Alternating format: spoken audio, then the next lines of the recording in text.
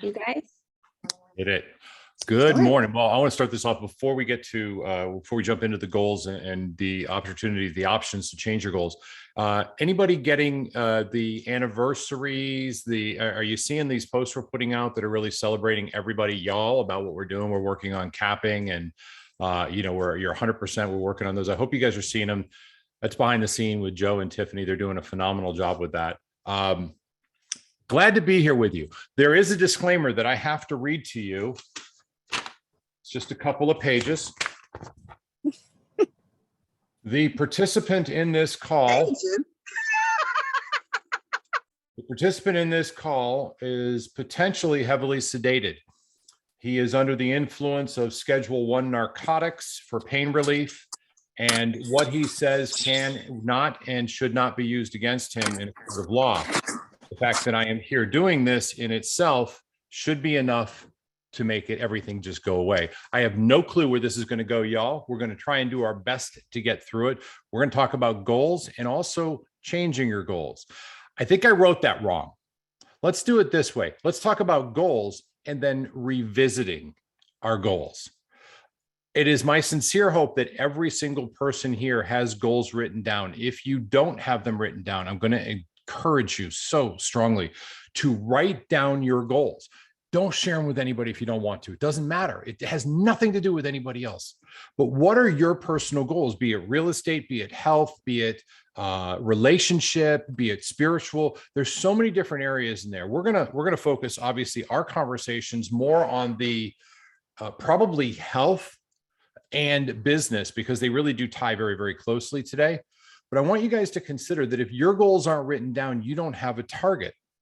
And every one of us deserves to have that target. We actually thrive on the target. The fun of Christmas Day is not when the presents are being opened to some degree, but it's the buildup and the anticipation of Christmas is coming. We're getting close. It's the next day. Does everybody here, kind of fully get the idea of looking over the railing at the tree lit down below that night? And you know you're not allowed to go down there, but boy, you sure want to. That anticipation of what is coming is incredibly enjoyable for all of us as people. Now, this is where the changing your goals or revisiting them comes into play. Some of us may have written down a goal, said, I'm going to sell, using real estate as a business, I'm going to sell 100 homes this year. And when you divide that out, or 120 homes, let's use that. You divide that out and you look at your numbers and you only sold 6 homes in January. And you're like, but I need to sell at least 10 per month. Oh my God, I'm failing. No, you're not. You're massively succeeding. Don't misunderstand that. But you're going to have to revisit your goals. Are your goals congruent with what you're actually doing? That's the conversation today. How do we look at those? But before that, again, remember the disclosure. We don't know where this is going to go, folks. You got to have them written down. I carry my goals with me all the time. I have these goal cards, and if you guys don't have them, I have them with me. So if you ever run into me, let me know. And on these goal cards, they're just basically business cards. And on the back of them, there's a place to write your goals. Now, the reason I think this is kind of an important thing to do, you can do this on the back of your business card. Write down 5 or 6 goals that you want to look at and put it in front of your credit card inside of your billfold or wherever you carry your credit cards. I promise you, you're going to have to touch it. In my house, not that much because Amazon shows up all the time, but every time you go out, you're going to have to pull that up and take a look at it. Knowing what your goals are going to separate you from every single other person out there that is shooting for, I hope I can. So I know actually a lot of y'all's goals, so I'm not going to pick on anybody specifically. But if we've got a goal of selling 40 homes this year, or reasonably, let's make it 24 homes this year. That's kind of our mission statement. We're going to sell 24 homes. The math of that is we're going to sell homes. We're going to sell 2 homes per month. If your mindset says that's how this works, I want to challenge you that that's perhaps not the perfect mindset for that, because there are variations that go on all the time. There are changes in the market. We know that January is a quieter time. It turned out to be very busy this month, but it's normally quieter than, say, June. Have you weighted your goals appropriately? Are you beating yourself up because it didn't start out exactly how you wanted? And if you are, I applaud your self accountability, But I want to ask you to give yourself a little bit of a break and say, okay, am I looking for my goals? Or when I'm putting my goals together, did I just break them down mathematically and say, well, there's 12 months, so I'm going to divide it by 12? Or did I schedule it out based on what this is going to look like? Because I guarantee you, you'll be busier in April, May, June, and July than you probably will be in September. That's just the math, because that's how our business works here. Have you made your goals reflect what the true market looks like? Now, for some of us out here, and I have to do diligence on this one because it's relevant. For some of us out here, we're focusing on our goals. We know what our goals are, and we're just falling a little bit short. I want to ask you guys right now to do that gut check. This is the first week of February, I think. Is that right? Let's call it the first week of February. The gut check is, are you doing the activities that will produce the results? I had a conversation with Tom. Tom's obviously, as you know, he's one of my best friends. So I get to talk to him all the time. And we talk about a lot of different things, from households to families to financing to vacations. Really, we cover the broad spectrum of this. In our conversations, though, one of the things that keeps coming up is our ability to reach our goals, but also our ability to adjust them and change them as need be. If we're not reaching a goal, Tom and I immediately ask each other questions that go to something like this. So what are your actions prior to that non-met goal? And in our conversations, because Tom and I have a little bit different focus, it's probably the same for you as it is for us. It's how many people did we speak to? Did we have it scheduled where we knew we were going to have these conversations? Or we knew what those conversations looked like on a daily basis. And I want you guys, if your goals aren't really coming together right yet, I want you to consider two things. Number one, it takes 90 days to get into momentum. Now, all of you, I'm pretty sure almost all of you, were back here in October where we said, welcome to 2022. And it's like, this is the first month of 2022. That's October. That's actually true, because what we did in October is coming to fruition now. Don't beat yourself up if you're doing the right things, but you're not getting the right results yet. The number one biggest deal killer. Gina, I'm not speaking to you definitively. I'm not calling Gina out. She's right there in the middle of the screen. I'm not going to call her out by name because that would be inappropriate. But I'm kidding. But her and I are talking about her goals, and her goals entails 3 hours of phone calls every single day. That's what her goal with it. Obviously, there's a couple of days in there where she's not going to be able to do it.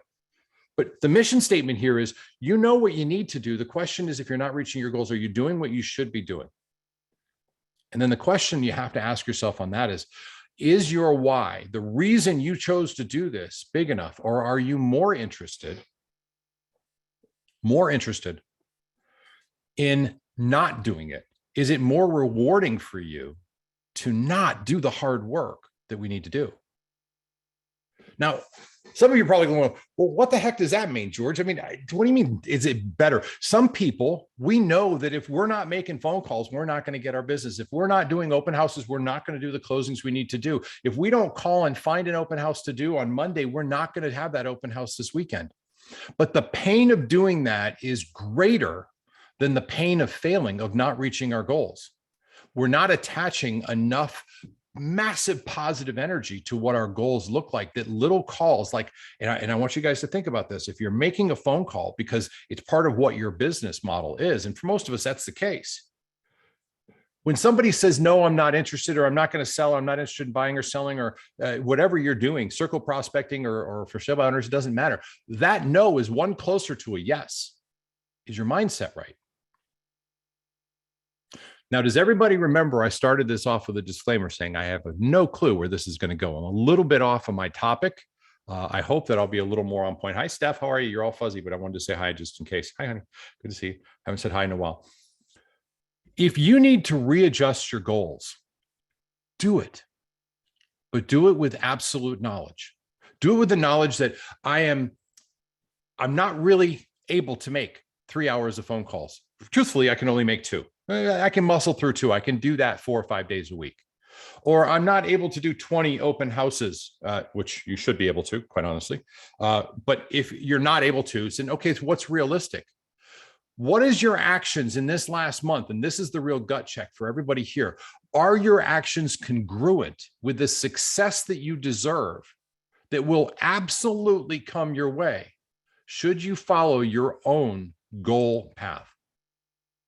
That's a personal question. You have to ask yourself that.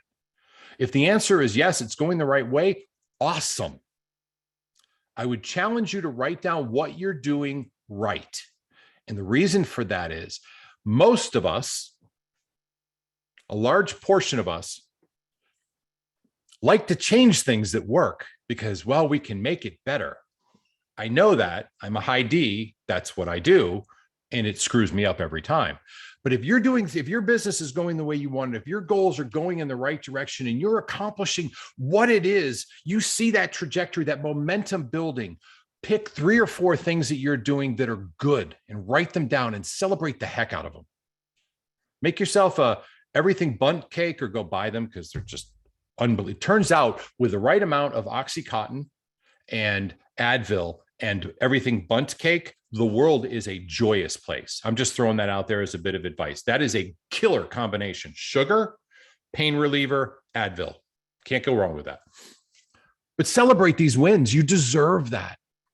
And if we're a month in, okay, it's February, 1st of February, plus or minus.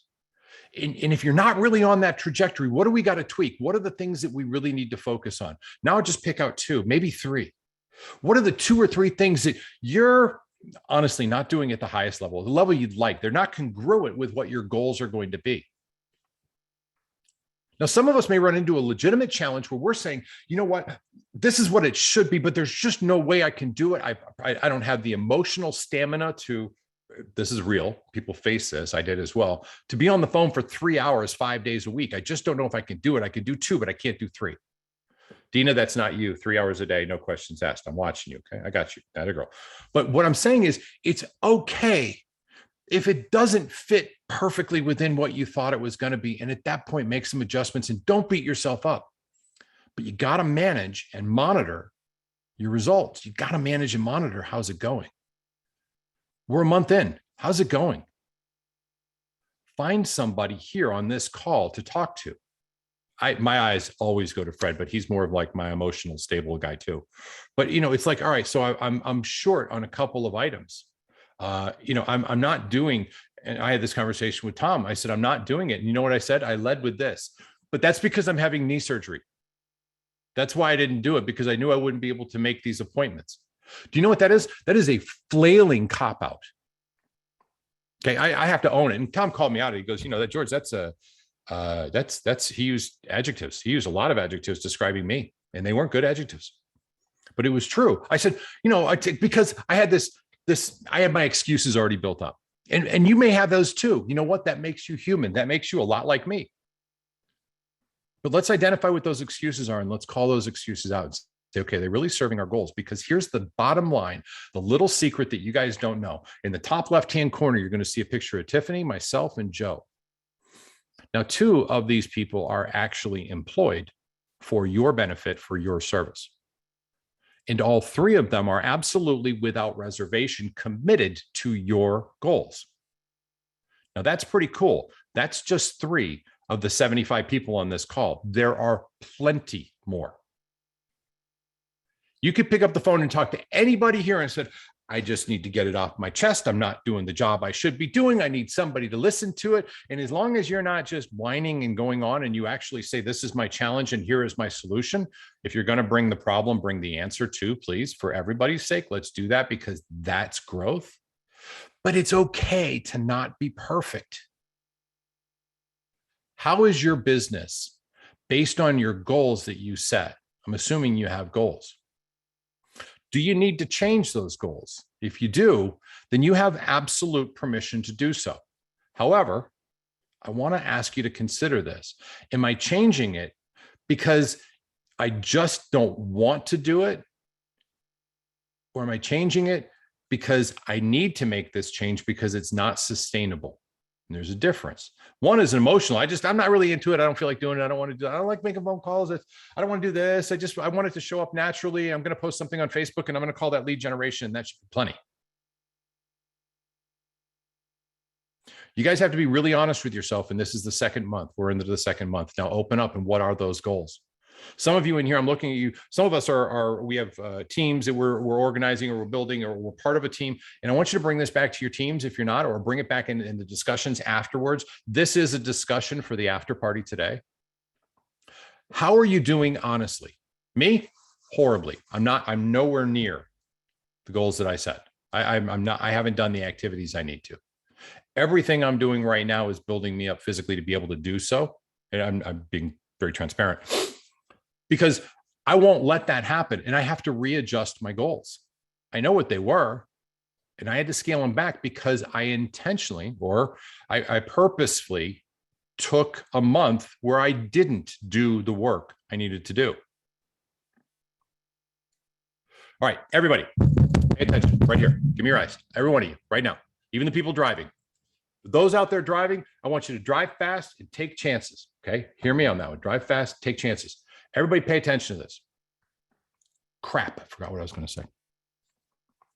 I really did it. I swear to God, it was that close to. It was brilliant. It's going to come back to me. If it does, we'll circle back to that in just a minute. Oh boy. And it was you were talking about goals, and you intentionally took off a month to be able to. Thank you very much. I appreciate that. That was not that wasn't where I was going, but there's enough on there, enough bone meat on that bone that you're building yourself up to working out up to that doesn't. It'll come back to me. I'm sure it will. Guys, the important part, the thing that I think is most important here is you and your goals and where are you at right now. Okay, we are a month in. I'm way behind. I have to adjust my goals, and I have to adjust my goals because I purposefully or intentionally or unintentionally, I allowed myself to not be active in what I need to do. That's what it was. Here's the thing. Ready, everybody. Right here. Say it. Your success is literally measured in probably an hour and a half to 2.5 hours a day. That's the difference between massive success and the other option. It is an hour and a half to 2.5 hours. Who here has gone to the dentist in the last 7 years? That'll bring everybody's hand up, I hope, right? Everybody's hand. Seriously, we're judging you here. Judgment. All right. Judgment, 7 years. All right, good. Thank you. Everybody done? Deborah, get your hand up, woman. Thank you. All right. Just calling it out. Because Matt, that's why I said 7 years we'll go out there. So I don't like going to the dentist. Nobody likes going to the dentist. Those are mean people dressed in nice outfits. In my personal opinion, I think that's what they teach them this. However, they're a necessary evil. And I go there and it takes about an hour and a half when they go and they do the whole thing. I personally like to be sedated when they do that just because, well, you know, it's free. But I have to do that. What do you have to do every single day? You have to get up, you have to exercise, you have to, if you've got children, you've got to get your kids ready. There are things you have to do that have to happen no matter what, and you just get them done. I'm going to tell you that I really think that there's an hour and a half to 2.5 hours that are separating you from where you could be, where your goals put you, and perhaps where your trajectory will be. Now, think about that. A lot of us have a trajectory right now that's like this, and I know I do. This is my trajectory so far. When my goals are up here, I need to make a change, but it's not this massive change. It's maybe an hour and a half, 2 hours a day. So I wrote a couple things down that I thought were important on that. The biggest thing is, when should I change my goals? Should I change them all the time? Probably not, but once a month you need to review them and take a look at them. If your goals need to be adjusted, adjust them accordingly. I need you to have wins, but I don't want you to have, nor do you want to have a win that is just a layup. It's like, what was your goal today? I promised that when I woke up, I would open my eyes for a minute. Okay, if that's your goal for the day, go back to bed, which is, in my world, a wonderful idea. I'm going to do that in about 15 minutes. That's not a goal. I just happen to make it. I want you challenged, but I also need you to have wins. And sometimes Brent Gove did this thing where he said he's going to list 30 homes in 30 days, or he's going to have 30 contracts in 30 days. And he said, that's what I'm going to do. I'm going to do it. And he said, this is literally what he did. He said, he started doing an open house one day. He made phone calls that first day, was on the phone all day long, calling anybody. I just want to show you a home. I got a great property, found a property, send it to them. Let's go take a look at this. Because if you show them properties, they're end up going to buy something sooner or later. You have to get in front of them. Here's a stat for everybody. This is completely off topic. Somebody bring me back to Brent Gove's 30-day story, because I will forget that. Your number one job when talking to a lead is to show them a home. If they're a buyer side lead, your number one job when talking to a lead is to show them a home. Statistics show that 70% of the people that see a home with somebody will work with that person to close. Now, your expertise comes in after that. But your job is, how can I get you? There's a home right around the corner. Let's go take a quick peek at it. I'll set it up right now. If you're doing an open house, I say that because we're known for our open houses. Your job is to get them in a home. If you do that, you have a far greater probability of being the person they're going to work with when they purchase a home. Now, from there, you can go from good to extraordinary by your buyer package presentation, by your communicative skills, by the fact that you're versed in what to say and how to say it, that we're not aggressive, but we're coming from support, and from a buyer agency agreement. And this is all stuff that Tina teaches so well. I'm not going to duplicate it because I won't do it justice. But that's your number one objective. And if you're listing the properties, if you're focusing on a listing, your number one objective is to get into the house to take a look. Think about this. I need to look at the property. Can I give you a value on your home? Bonnie, I just happen to see your face right here. But the truth is, and I'm looking at, I've got your fan right behind you. Is there any chance I could value your property intelligently by looking at the fan right behind you? And I should be able to come prepared to give you the complete value and the full presentation? Probably no, right? You already answered your own question. Yeah. So that's not going to be the case. Our goal is to get in the house. Okay, there's a lot more to it, from the pre-listing package to separating yourself. But these are your two main objectives, and they will increase your closing rate dramatically. Brent Gove knew this, and he said, look at this, I got it back. I came right back to the 30 days with Brent Gove. Huh? That's pretty impressive. I'm digging this. I'm just excited I can remember. Brent said, I'm going to do 30 closings in 30 days. He called everybody he knew. He tried to get out there and show properties at an open house that day from 9 o'clock in the morning until 9 o'clock at night. He, of course, showed properties in between. He did that nonstop. And the third day, he wrote a contract. The fourth day, he wrote another one, got another one under contract. The fifth day, I think he got 2 under contract, so on and so forth. It went very well. There were some days where he didn't get any, and he failed miserably. Didn't even reach his goal. Not even half. Okay, 30 days, 30 contracts, big, hairy, ostentatious goal. And he bombed. He only sold 14 homes in those 30 days. His previous record in his entire career was 7 in 30 days. By setting a big goal, he blew his past experience, his past I can do this, out of the water. And he did it in the level where, I mean, think about that. Closing 14 homes, that's in Sacramento, California. So it's pretty same price to point to where we're at. But I think it was like $140,000 in GCI that he wrote in that time frame, because they're regular homes like the ones I buy around here for 300,000 plus or minus. And he said, I'm going to set a huge goal. And he failed, but he failed in such a wonderful way that he failed into success and said, okay, now 7 is no longer the number that I know I can do. I can do 14 when I put myself to it. And then systematizing that and getting some systems in place to support it, he can continue to do that. Most of what your success will be initially is muscle. Sorry. That's what I'm talking about. You want to buy some or try some? I got you. So it's all muscle. You're going to work your butt off to get to that first benchmark, that first goal you got to get to. And then we can start to add some systems to it, and your goals start taking on a velocity of their own. Your momentum takes on a velocity of their own. But you need to know what your goals are. And that's what we started this with. What are your goals? It is my illusion that everybody here on this call has their goals written down. If not, I hope you get it. You must write them down. You don't have to share them with somebody, but I need you to put pen to paper. This act right here, writing something down, that is so incredibly powerful. Here's another little tip, goes to buyer side. I have a buyer side agreement. I will find it. I'll drop it in here. This is my buyer agency agreement. It's a Word document. You can change it around. It says, I promise to do this. I promise to do this. I promise to do this. I promise to do this. And I'm going to do this, this, this, this, and this. And I'm going to do this, this, this, this, and this. And that's my job. That's what I promise to do for you. And your promise to me is to let me know if you're going to go see if you're interested in buying it for sale by owner. And please include me if you're going to go look at new construction.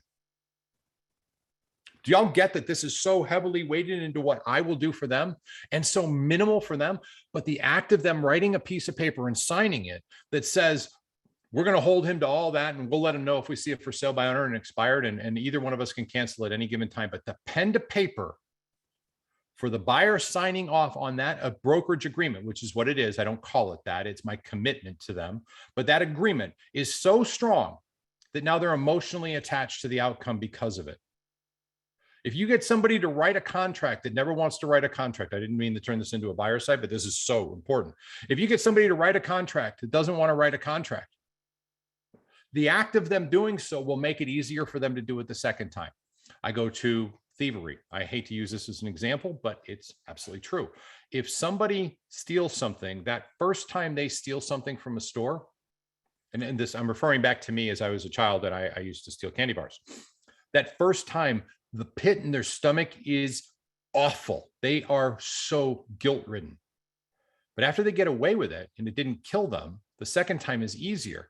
And after a while, they ask their mom to sew a band at the bottom of their jean jacket so it creates kind of a pillow effect, and you can stuff the entire store into this.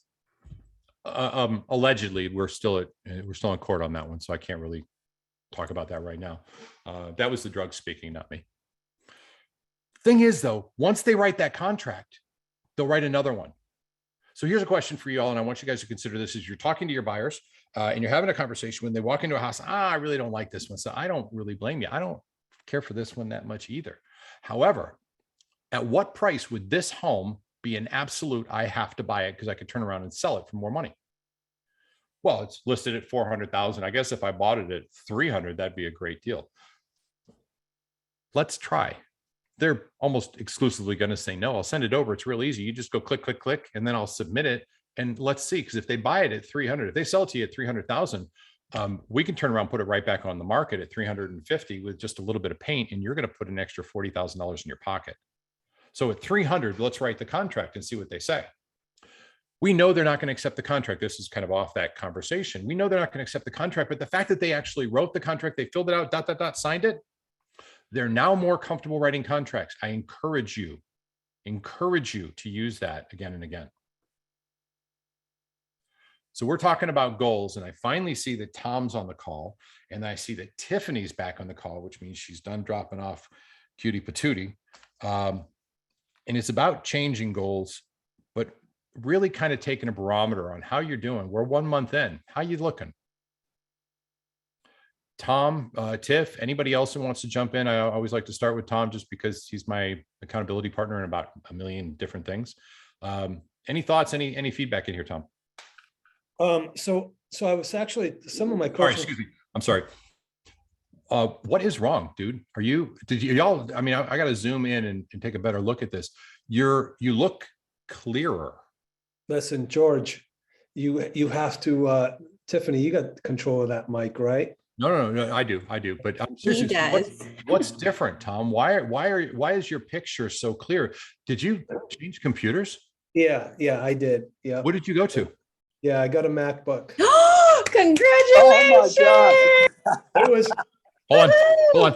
Haven't brought this out in a long time. It's about damn time. Peer pressure. I will tell you this, change is always uncomfortable for us all. And one of the most frustrating things is I was so frustrated with the thought of the change that I was resisting. And what it was doing is it was costing me time and money. I don't know what that is. His MacBook ringing because he can talk on his computer now, which he doesn't understand the dynamic. I don't know what happened there. So there we go. So I come to realize it wasn't as difficult to transition as I thought. It was just a lot of stuff rolls over now when you have certain accounts with Microsoft and Dropbox, and I keep everything in clouded files. So it made it so much easier. So But anyways, I Tom, it's find called peer pressure. It's called peer pressure. Very it simple. was 100%. Plain and simple, Fred. Yes, sir. That's exactly what it is. Apply Yeah. enough pressure and things will move. Yeah.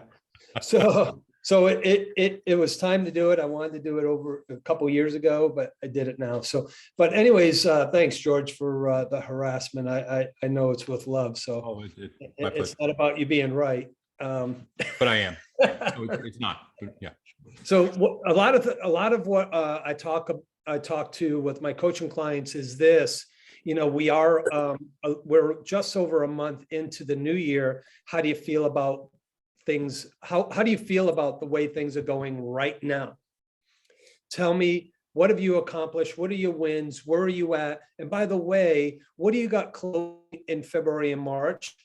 And they'll tell me, because I know that whatever they have closing in February and March, see, we're already into the second week of February, and February is a short month.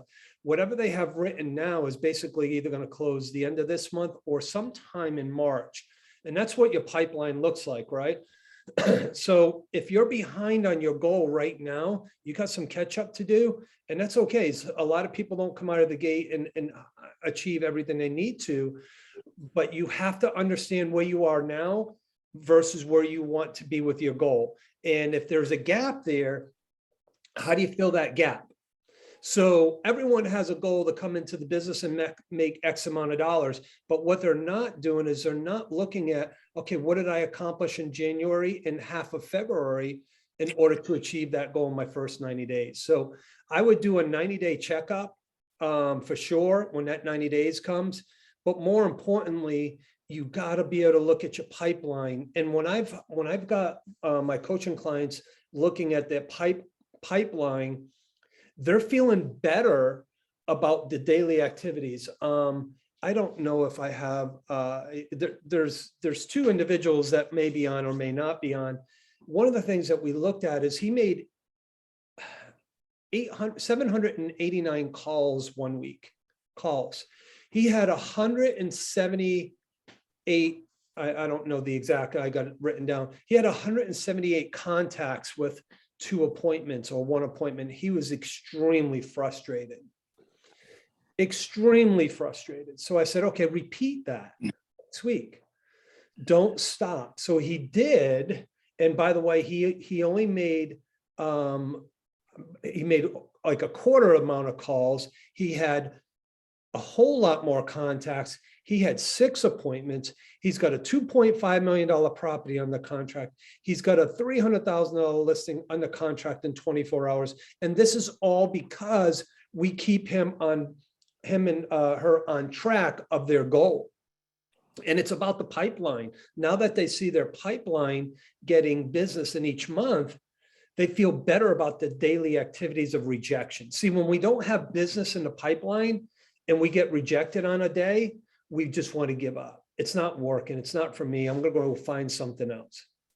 And trust me, it happens with me.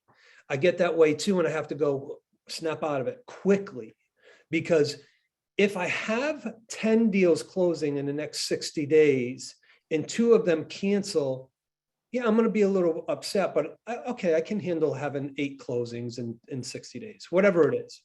But if I only have 2 closings in the next 60 days and both of them cancel, and I need that money for the mortgage payment and food and bills, what does that create? It creates stress, anxiety, frustration. This doesn't work, irritability, blame. You start blaming the GPS team. You start blaming EXP. You start blaming everyone except for yourself.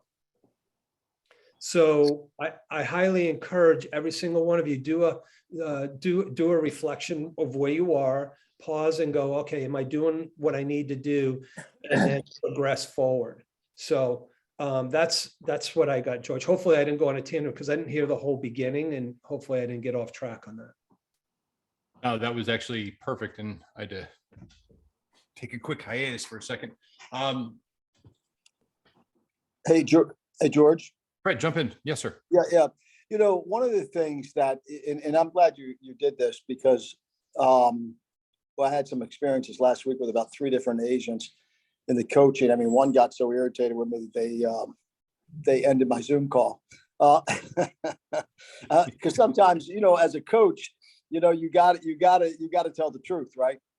And so, and what happens, we never see things the way they really are. We see things the way we are. And when I try to communicate that, I said, business is not good or bad out there. It's good or bad in your head. And like you said, your own goals can sabotage you when your focus is on your goals instead of on yourself. So you got to keep working on yourself. Like you said, you had to evaluate where you are. You have to work on yourself, which we talk about every Wednesday I'm on. But one of the things you mentioned was this idea of the first thing we do is resort to beating up. And that's a natural inclination. But the thing you need to do is you're not going to ever stop beating yourself up. That's just part of our human nature, because we're creators and we desire so much to create. When we're not creating, we do a negative creation. But just use a feather. That's the key. I beat myself up every day. I don't know, 100 times a day, but I use a feather, and I laugh at it. And if you would see me when I'm by myself, talking to myself, having conversations with myself, criticizing myself and then laughing at myself, you would probably, say, I don't know about this guy. But you have to do that. You have to use a feather. You got to use a feather. And most of us use a steel rod. And there's none of us on this call that if we were taken into a court of law, that we wouldn't be found guilty for murder, for abuse, and for everything else against our own selves. It's our human nature, but that can change. Definitely could get on the Soulful Wednesdays, but that can change and will change as long as you use a feather. You won't have bruises, and most of us have bruises. The one call I had last week where they got so irritated they hung up. I don't want to say he, she. They were black and blue. They were black and blue from the moment they got on the call. I could tell it. It was written all over them. So anyway, use a feather, not a steel rod. That's the way you do it. I'm going to bring that up later today with my wife. I was told to use this feather, honey. And she'll probably use a steel rod on me at that point, Fred, but that's justified. That particular one is. All right, ladies and gentlemen, I'm going to finish with what I normally finish with, and then I'm going to throw something else out there for you. And I hope you guys carry on this discussion because truthfully, I'm going back to bed. Let's put my feet up and chill out and work on this recovery. Go out there and tell somebody you love them, tell them they're important, that they matter, and that they are valuable. You never know when it's exactly the right time or the right person you're telling this to. You may actually change a life. You may save a life by doing so. The minimum of what's going to happen is they're going to feel better because of it. And they're going to be truly grateful that you extended a little bit of energy to make their day better. And you're going to feel better for it as well. It's unbelievable. But the way we were designed in my world, my God designed us this way that if we give to others, we get in return. And isn't that wonderful? So go tell somebody they're important and that they matter. I will also tell you that is the secret to database. That is the secret to database. Christy, you're on here. I see you on here. Rainey, if you're on here as well, I think you are too. Database is all about spending a little bit of time every day telling 5 to 6 people in your database that you think they're amazing and that you genuinely love them, and not talking about anything that has to do with you, but talking about them. That's database. That's about 15 to 30 minutes a day. That's probably part of that hour and a half to 2.5 hours you need to do every day. Are you doing it? If you're not, that's okay. But reassess it. Make that change if you need to. All right. Are your goals written down? Are you strong enough to share your goals? If so, there's a great opportunity in the after call, the after party, to have just that. Do you need an accountability partner? Who can you talk to on a regular basis about how you're doing? And remember, our job on the accountability, unless we're hiring a coach and paying somebody to use a steel rod, is to use feathers with them and make their life better. I didn't do great. That's okay. We can do better next time. That's all right. Don't beat yourself up. You got this. We're in here to help each other. I encourage all of us to help each other as much as we can. I'm here for every one of you. I hope you know that. It's my passion. I love the opportunity that you guys have given me to allow me to come in and have conversations with you on a regular basis and hopefully offer great support. And since I get to do this so infrequently, Joe, Tiffany, that's it. Pay attention. Y'all are awesome. Thank you for everything you do and for all that you put into these guys, into all of us, to helping us stay on point. You guys are rock stars. We love you and we can't do this without you. God bless you. You're awesome. You guys get a chance, throw a chat or something in there, let them know that they matter. I'm going to sleep. Have an amazing day. Thanks, George. We'll see you guys